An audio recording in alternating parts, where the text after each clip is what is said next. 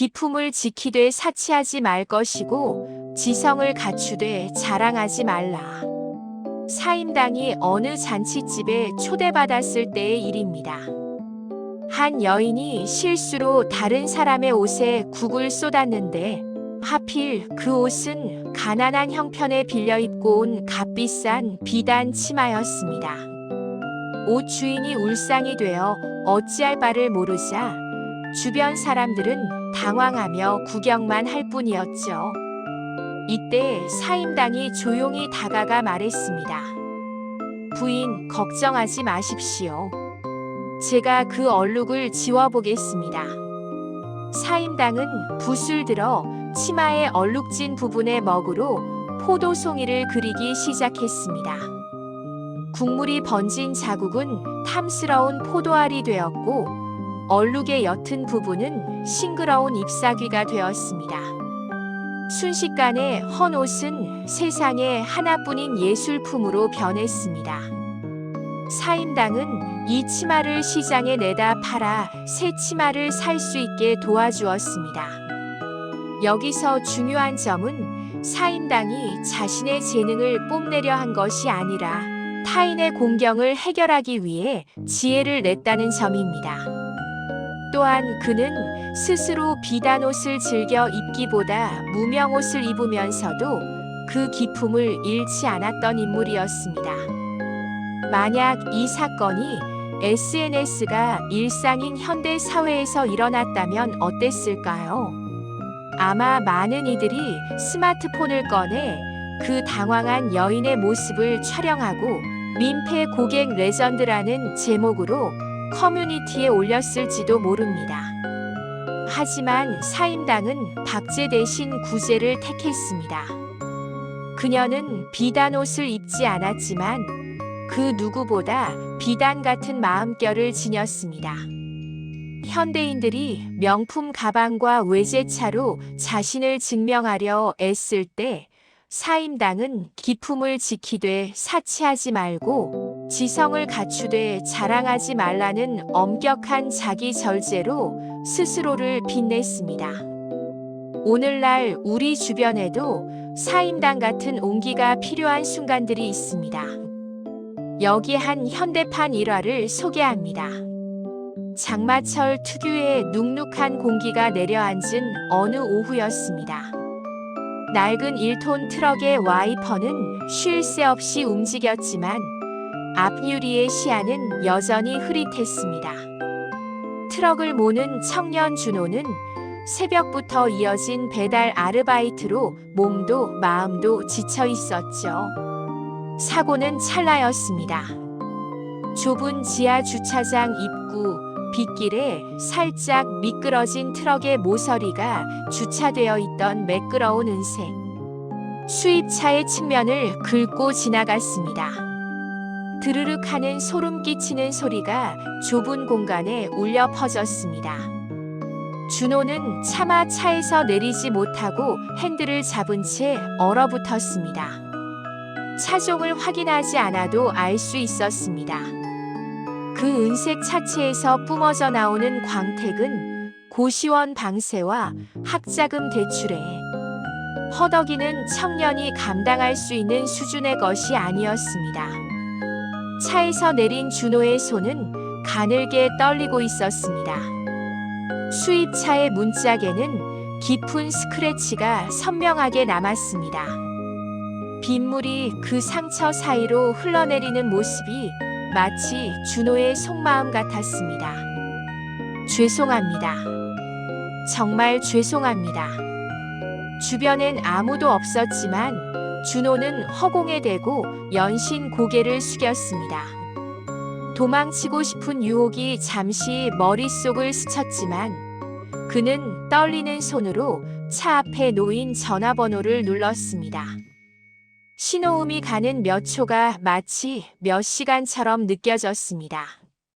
수화기 너머로 단아한 여성의 목소리가 들려왔을 때 준호는 울음 섞인 목소리로 겨우 입을 뗐습니다. 정말 죄송합니다. 주차장에서 차를 긁었습니다. 제가 지금 가진 게 별로 없어서 어떻게든 책임지겠습니다. 제발 한 번만. 10분 뒤 우산을 쓴 중년의 여성이 나타났습니다. 그녀는 화려하지 않지만 기품이 느껴지는 무채색의 옷차림을 하고 있었습니다. 준호는 그녀의 얼굴조차 제대로 쳐다보지 못한 채 바닥만 보며 연신 사과했습니다. 그녀는 긁힌 차 부위를 쓱 훑어보더니 예상과는 전혀 다른 행동을 했습니다. 화를 내거나 수리비를 계산하는 대신 비를 맞으며 서 있는 준호의 어깨를 툭툭 치며 말했습니다. 잠깐만 기다려요. 학생 얼굴이 너무 하얘서 안 되겠네. 그녀는 인근 편의점으로 걸어가더니 금방 돌아왔습니다. 그녀의 손에는 따뜻한 캔커피 하나가 들려 있었습니다. 온기가 남아있는 캔을 준호의 차가운 손에 쥐어주며 그녀가 웃었습니다. 학생, 비 오는데 사고까지 나서 얼마나 놀랐어요. 이 커피 좀 마시고 숨 좀 돌려봐요. 차야 뭐 기계인데 고치면 그만이지. 그런데 학생 마음 졸인 건 누가 보상해주나. 이 빗길에 고생하며 일하다가 그런 건데. 준호는 믿기지 않는다는 듯 그녀를 바라봤습니다. 수백만 원은 좋게 나올 수리비였습니다. 하지만 그녀는 오히려 준호를 다독였습니다.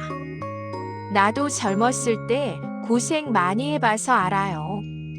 이 차는 내가 나에게 주는 선물 같은 거였는데 오늘 학생 덕분에 더 큰 선물을 받게 됐네요. 내가 누군가에게 관용을 베풀 수 있는 기회를 줬잖아요. 그녀는 차의 상처를 손가락으로 가리키며 덧붙였습니다. 이만하면 우리 인생에 훈장 하나 생겼다 칩시다.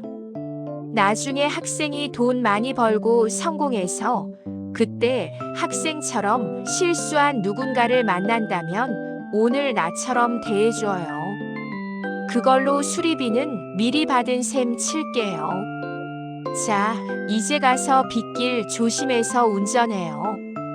500년 전 신사임당은 가난한 여인의 비단 치마에 포도를 그려 얼룩을 지웠습니다. 그녀가 그린 것은 단순한 그림이 아니라 한 인간이 가졌을 절망을 희망으로 바꾼 지성의 예술이었습니다. 이 현대의 차주 역시 마찬가지였습니다. 그녀는 은색 차체의 흠집 위에 친절이라는 덧칠을 했습니다. 만약 그녀가 고함을 치고 거액의 수리비를 요구했다면 청년은 돈보다 더 소중한 세상에 대한 신뢰를 잃었을지도 모릅니다. 하지만 그녀의 지혜로운 대처 덕분에 그 흠집은 청년의 가슴 속에서 타인에게 갚아야 할 따뜻한 부채로 승화되었습니다. 우리는 지금 보여지는 것에 지나치게 집착하는 시대를 살고 있습니다. 화려한 필터로 보정된 사진, 재력을 과시하는 플렉스 문화 속에서 정작 내면의 뜰을 가꾸는 일에는 소홀합니다.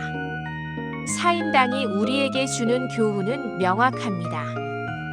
첫째, 지식은 자랑이 아닌 해결을 위해 존재해야 합니다.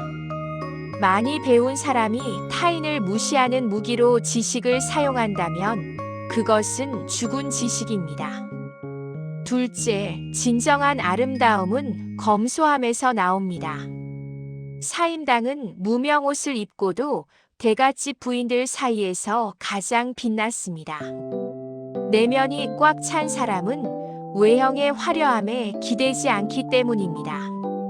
셋째, 타인의 실수를 예술로 승화시키는 여유를 가져야 합니다. 비난은 쉽지만 대안을 제시하는 것은 격이 다른 노력입니다.